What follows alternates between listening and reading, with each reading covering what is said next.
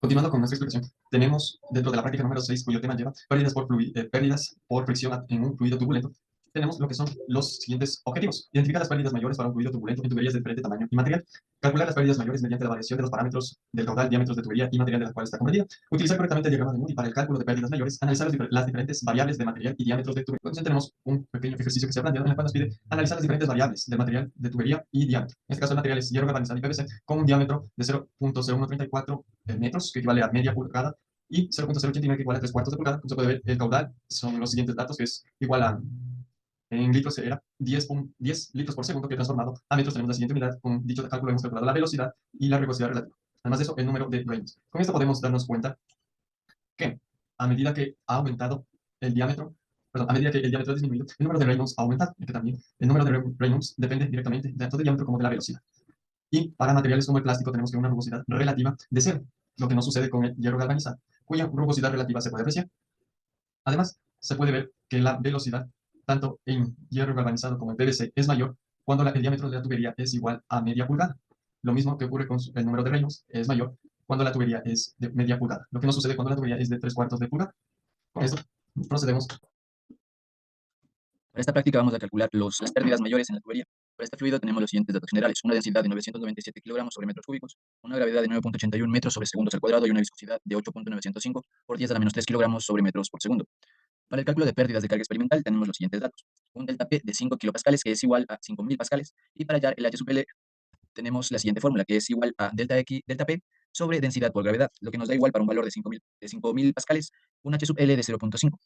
Podemos ver que a medida que el delta P aumenta, también aumenta el H sub L. Para el cálculo de pérdidas de carga teórica tenemos los siguientes caudales: un caudal de 10 litros sobre minutos. Este caudal nosotros podemos regularlo a nuestra necesidad. En este caso tenemos que transformarlos al sistema internacional, que sería en metros cúbicos sobre segundos. Para un caudal de 10 tenemos que es igual a 1.6 por 10 a la menos 3.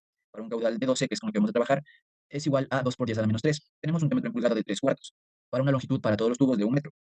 Con este diámetro podemos hallar el área en metros cuadrados, que es igual a 2.85 por 10 a la menos 3.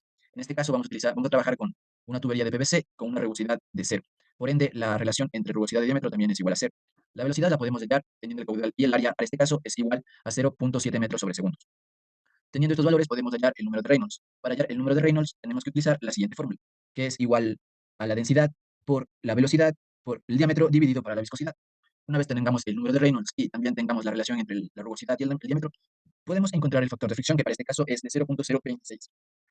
Una vez hallado el factor de fricción, podemos ya utilizarlo para hallar H sub L. En este caso, o en todos los casos, la fórmula para hallar delta sub L es la siguiente. Tenemos que multiplicar el factor de fricción por la longitud sobre el diámetro por la velocidad al cuadrado dividido para 2 veces la gravedad. En este caso nos da un valor de 0.034. Podemos ver que a medida que el caudal aumenta, también aumenta el H sub L, pero esto varía, depende de la rugosidad del material. Por ejemplo, para este caso del caudal de 20 litros sobre minutos, tenemos una rugosidad de 0.15. Esto para un material de hierro galvanizado. En este caso nos da un H sub L teórico de 1.0. Vamos a ver de mejor manera en la siguiente gráfica. La gráfica varía dependiendo del caudal. La gráfica caudal versus H sub pérdidas varía dependiendo de varios factores. Uno de ellos es el caudal, el área, la longitud de la tubería. Por ejemplo, aquí tenemos para un valor de un caudal de 13 litros sobre minuto, tenemos que un H sub L de 0.01, que es mucho menor para un caudal de 16 litros sobre minuto para la misma rugosidad del mismo material. Tenemos que es de 0.08. Podemos ver aquí claramente que el H sub L es mucho mayor que el anterior. Esto depende, como digo, del caudal, también depende del área, también depende de la rugosidad. Muchas gracias. Como recomendaciones tenemos verificar que las unidades en las cuales se realizan los cálculos de manera teórica de las pérdidas mayores de energía sean consistentes, ubicar correctamente el número de Reynolds y la rugosidad relativa del material de la tubería correctamente dentro del diagrama de Moody para encontrar el factor de fricción de manera exitosa.